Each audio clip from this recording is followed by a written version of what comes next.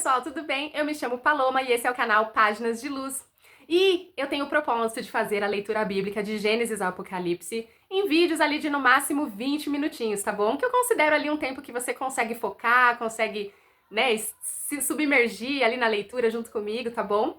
Eu já fiz a leitura da Bíblia uma vez, essa é a minha segunda vez, e eu decidi fazer isso de forma compartilhada, tá bom? E nós paramos no último vídeo no final do capítulo 35. Nós vamos começar aqui agora o capítulo 36 de Gênesis. Então pega a sua Bíblia se você quiser me acompanhar. Se você não tem uma Bíblia, não tem problema. Eu acredito que com a minha leitura você consiga entender o que está acontecendo. E aí nós vamos iniciar aqui então o capítulo 36, falando agora não mais de Jacó, falando agora da parte de Esaú. A Bíblia traz aqui no começo a linhagem, a descendência de Esaú. Toda vez que a Bíblia traz descendência, pode parecer um pouquinho exaustivo, mas eu te peço que fique aqui comigo, que acompanhe aqui comigo, por mais que sejam muitos e muitos nomes, por vezes a gente não consegue se lembrar de todos, mas é muito importante que a gente leia palavra por palavra, vírgula por vírgula, tá bom? Então vamos lá. Capítulo 36. Este é o relato dos descendentes de Esaú, também chamado de Edom. Esaú se casou com duas moças de Canaã, Ada, filha de Elon, o Hitita, e Olibama, filha de Aná e neta de Zibeão, o Eveu. Também se casou com sua prima Basemate, que era filha de Ismael e irmã de Nebaiote. Ada deu à luz um filho chamado Elifaz. Então, voltando um pouquinho na história, lá no passado, você vai se lembrar que Isaac e Rebeca, que eram os pais de Esaú, eles não gostaram muito quando o Esaú se casou com duas moças. Diz ali nos capítulos que elas eram moças que traziam amarguras para a vida deles, né? E aí foi por isso que Esaú, vendo que os pais dele não estavam felizes por ele ter se casado com essas duas moças, ele foi e se casou com a sua prima, né? Porque de repente ele pensou que fazendo isso ele poderia trazer ali um pouco mais de alegria para dentro da família dele, certo? Então ele teve aqui 3 esposas, ok? Vamos lá.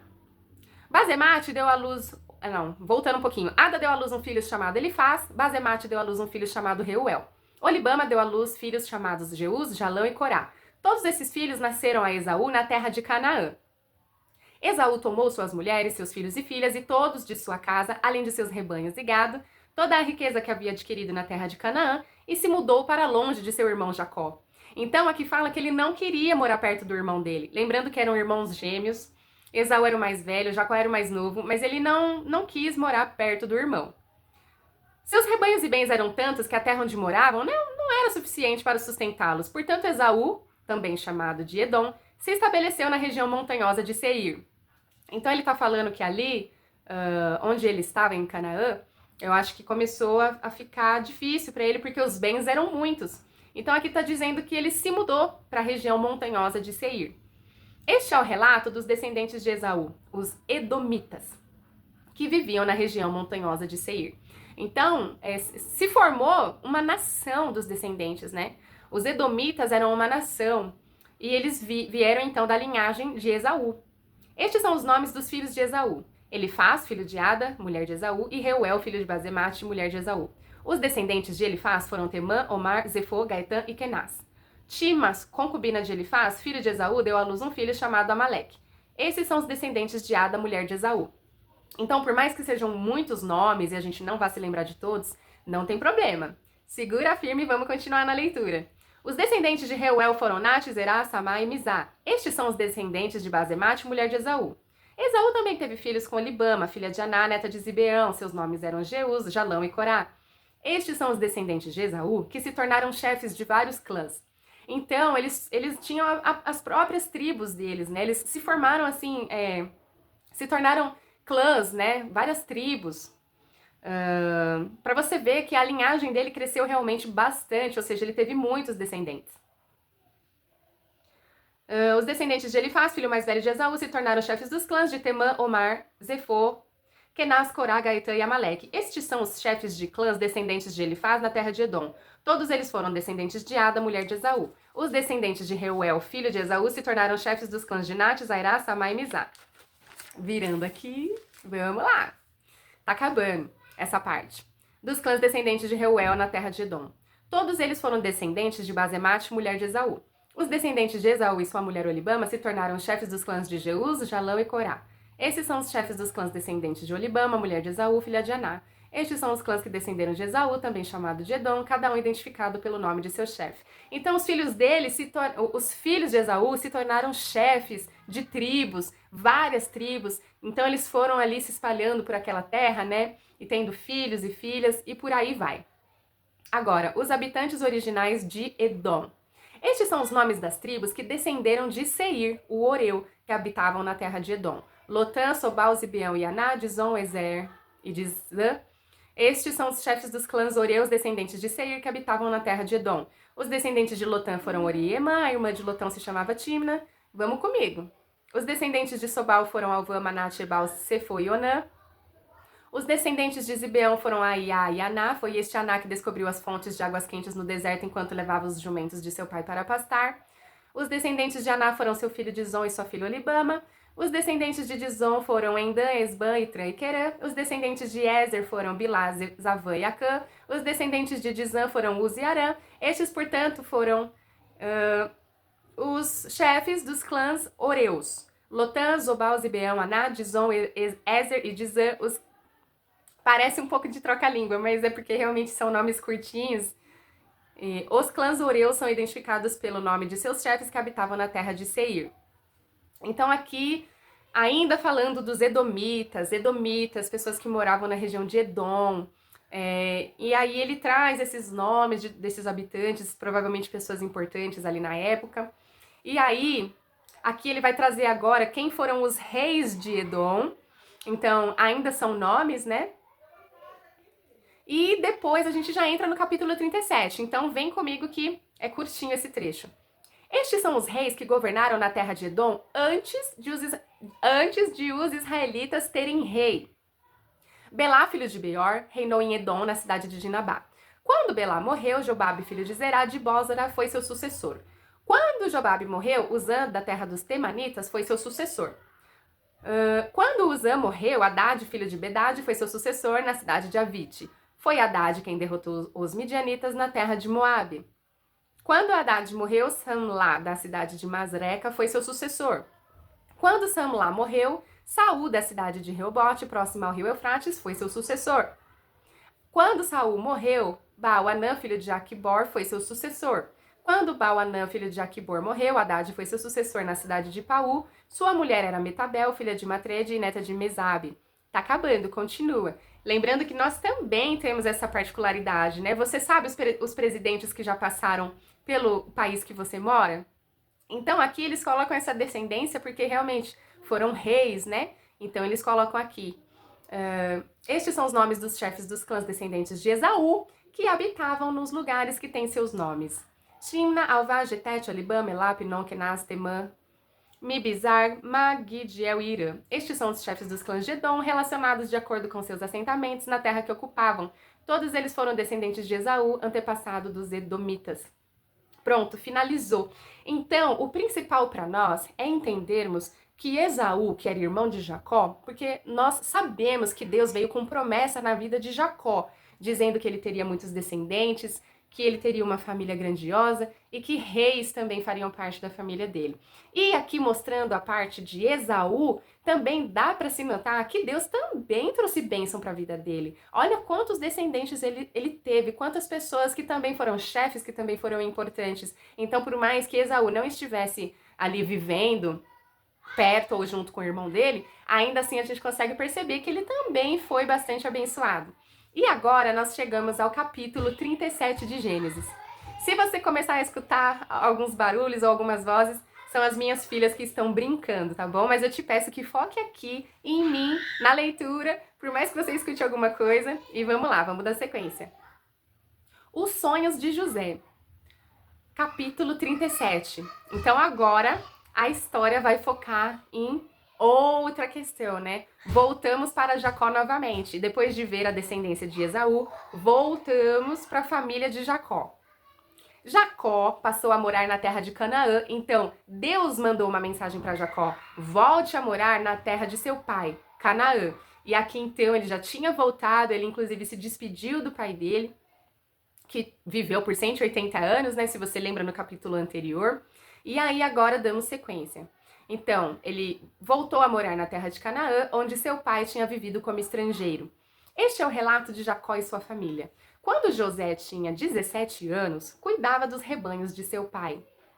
Lembrando que José foi filho de Raquel, tá bom? Filho de Raquel com Jacó. Então, José tinha 17 anos, cuidava dos rebanhos de seu pai, trabalhava com seus meio-irmãos, os filhos de Bila e Zilpa, que eram concubinas ali de Jacó e também tiveram filhos com ele, você vai se lembrar disso. Mulheres de seu pai. E contava para seu pai algumas das coisas erradas que seus irmãos faziam. Então, quando os irmãos dele ali faziam alguma coisa errada, ele ia lá e contava. Jacó amava José mais que a qualquer outro de seus filhos. Então, ele foi ganhando apreço ali do pai dele, né? Ele se tornou um filho favorito. Pois José havia nascido quando Jacó era idoso. Por isso, certo dia, Jacó encomendou um presente especial para José. Uma linda túnica. Então, lembrando que José foi ali praticamente, né, um dos últimos filhos, Jacó já estava mais velhinho, e aí ele se tornou o filho favorito. E eu acredito que justamente por ele ter nascido ali e ele já ser mais velho, ele deva ter pensado assim, poxa vida, né? Foi praticamente um milagre ali, eu já estava tão velhinho e nasceu José, então ele quis dar um presente para esse filho e ele então encomendou uma linda túnica. Os irmãos de José, por sua vez, o odiavam, pois o pai deles o amava mais que a todos os outros filhos. Então os irmãos começaram a sentir inveja, né, gente? Não eram capazes de lhe dizer uma única palavra amigável. Então aqui já demonstra que havia conflitos entre os irmãos e José. Certa noite, José teve um sonho e quando contou para seus irmãos, eles o odiaram ainda mais. Ouçam este sonho que tive, disse ele. Estávamos no campo amarrando feixes de trigo. De repente, meu feixe se levantou e ficou em pé, e seus feixes se juntaram ao redor do meu e se curvaram diante dele. Seus irmãos responderam: Você imagina que será nosso rei? Ou seja, José teve um sonho onde feixes de trigo estavam ali, mas um estava de pé e os outros se curvaram. Então os próprios irmãos já conseguiram interpretar que, de repente, poderia ser que José seria rei diante deles. Então os irmãos interpretaram o sonho já dessa forma. Você imagina que será nosso rei? Pensa mesmo que nos governará? E o odiaram ainda mais por causa de seus sonhos e da maneira como os contava. Então aqui, aparentemente, não foi um sonho só. Houve outros sonhos também que levou a eles entenderem que José governaria sobre eles um dia. Pouco tempo depois, José teve outro sonho e mais uma vez contou a seus irmãos. Ouçam, tive outro sonho, disse ele. O sol, a lua e 11 estrelas se curvavam diante de mim. Dessa vez contou o sonho não apenas aos irmãos, mas também ao pai, que o repreendeu dizendo: Que sonho é esse? Por acaso eu, sua mãe e seus irmãos viremos e nos curvaremos até o chão diante de você? Os irmãos de José ficaram com inveja dele, mas seu pai se perguntou qual seria o significado dos sonhos. Então, todo mundo ali, para quem ele contava o sonho, já tinha entendido mais ou menos que era algo do tipo a família ter que se curvar para ele. E aí o pai dele o repreendeu por isso e os irmãos o odiaram ainda mais. Já tinha inveja, odiaram mais ainda. José é vendido como escravo, ainda no capítulo 37, versículo 12. Pouco tempo depois, os irmãos de José levaram os rebanhos de seu pai para pastar junto de Siquém. Então Jacó disse a José: Seus irmãos estão cuidando das ovelhas em Siquém. Apronte-se, e eu enviarei até eles. Estou pronto para ir, respondeu José. Vá ver como estão os seus irmãos e os rebanhos, disse Jacó, e traga-me notícia deles. Jacó o enviou e José viajou de sua casa no vale de Hebrom até Siquém. Quando José chegou a Siquém, um homem da região notou que ele andava perdido pelos campos. O que você está procurando? Perguntou o homem. Estou procurando meus irmãos, respondeu José. O senhor sabe onde eles estão cuidando dos rebanhos? Então Jacó, pai de José, pediu para ele ir até os irmãos para mandar notícias, ver se estava tudo bem. Ele se perdeu, achou um homem pelo meio do caminho e perguntou se o homem sabia onde os irmãos dele estavam. O homem lhe disse: sim, eles foram embora daqui, mas eu os ouvi dizer: vamos a Dotã. Então José foi atrás de seus irmãos e os encontrou em Dotã. Quando os irmãos de José o viram, o reconheceram de longe. Antes que ele se aproximasse, planejaram uma forma de matá-lo. Então eles estavam com tanta raiva e com tanta inveja que quiseram matar José. Lá vem o sonhador, disseram uns aos outros. Vamos matá-lo e jogá-lo numa dessas cisternas. Diremos a nosso pai que um animal selvagem o devorou. Então veremos o que será dos seus sonhos. Então olha que maquiavélicos, eles falaram assim, vamos dar fim nele e depois a gente fala pro nosso pai que foi um animal que pegou ele, né? E eu inventar ali uma mentira.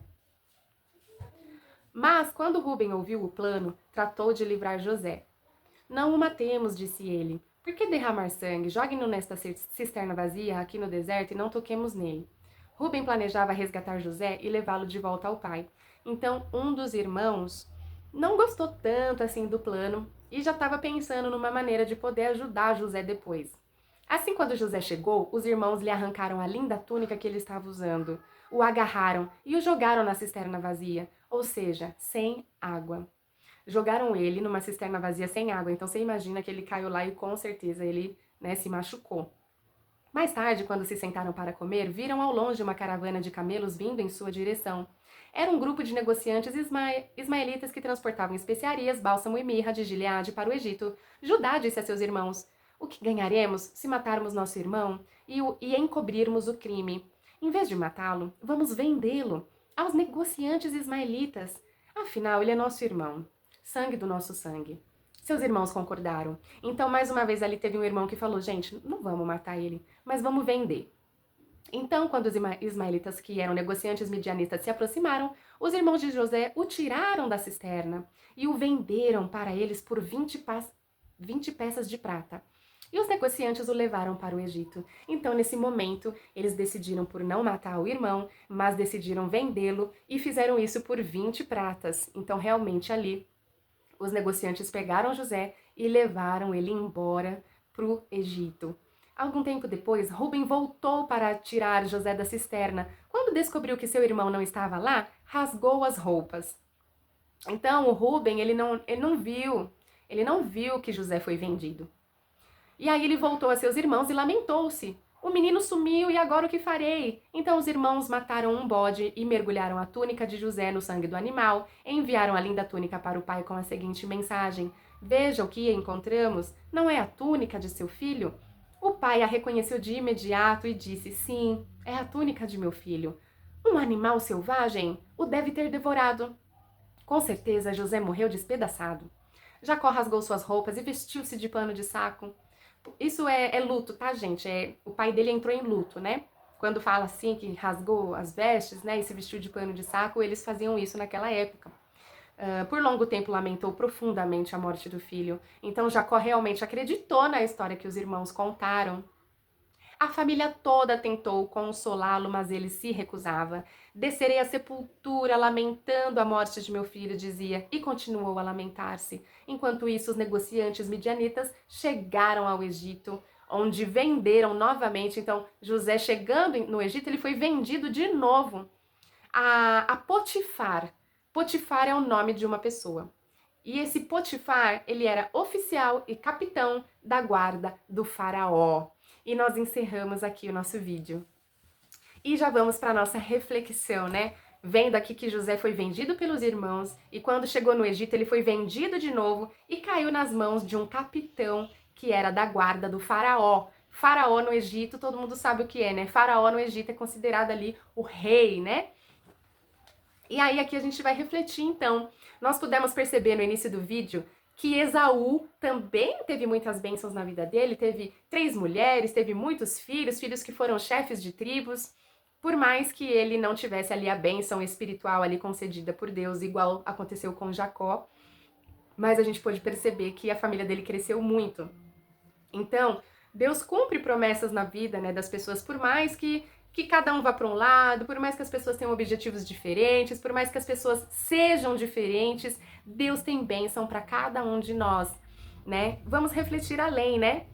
Aqui os sonhos proféticos, né? Nos deparamos então aqui na Bíblia com José tendo sonhos, né? Tendo sonhos, muitos sonhos, né? E infelizmente ele contou esses sonhos para quem não devia. Então, também é um jeito da gente refletir. Quando nós tivermos sonhos, que Deus nos revela algo, nem sempre talvez nós devemos confiar a alguém, né? E até mesmo sonhos que nós temos na nossa vida, nós temos que, às vezes, ali tomar um cuidado, refletir, avaliar. Será que eu realmente devo contar? E para quem? Ali José já estava nítido que ele era maltratado pelos irmãos dentro de casa. Fala que os irmãos não conseguiam nem dizer uma palavra amigável para ele. Então esses irmãos não tinham essa afeição por ele. Talvez ele realmente não devesse ter contado isso para os irmãos, né? E aqui nós sabemos, né, que mesmo debaixo de injustiças, Deus está no controle. Porque essa história de José é uma história surpreendente. José do Egito, com certeza você já deve ter escutado falar. Se você não leu, então nós estamos lendo uma história que é fantástica, porque essa história tem uma grande de uma reviravolta depois. E eu aguardo você no próximo vídeo para a gente descobrir um pouco mais da história de José. Então reflita, reflita. Deus tem bênção para todos nós, mesmo que nós sejamos pessoas diferentes, mesmo que nós estemos em lugares diferentes, temos uma cabeça diferente, mas Deus tem bênção para todo mundo. Mesmo que aconteçam injustiças, Deus sempre está no controle. Lembre-se disso. Apesar das injustiças, Deus é capaz de trazer ali grandes reviravoltas. Então confie, acredite e tenha fé. Um beijo grande e eu espero vocês no próximo vídeo.